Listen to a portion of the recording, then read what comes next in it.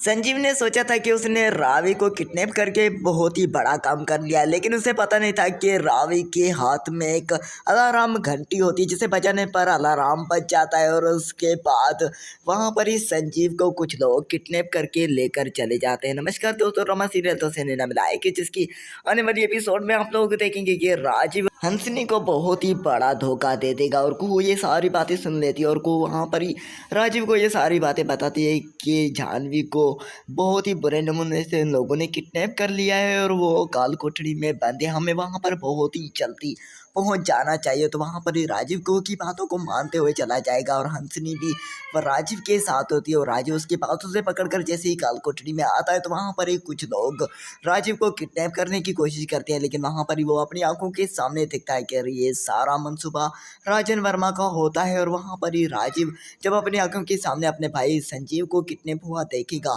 तो वो बहुत ही ज़्यादा परेशान हो जाएगा और वहाँ पर ही बहुत ही बुरा रवैया रखेगा। रावी संजीव को धक्के देगा और उसे गोली मारने की कोशिश करेगा तो वहाँ पर ही कुहू रावी को रोकती है और उसे कहती है कि आप हमें मार दे लेकिन जानवी को और संजीव को छोड़ दो। लेकिन वहाँ पर ही वो लोग कहेंगे कि अब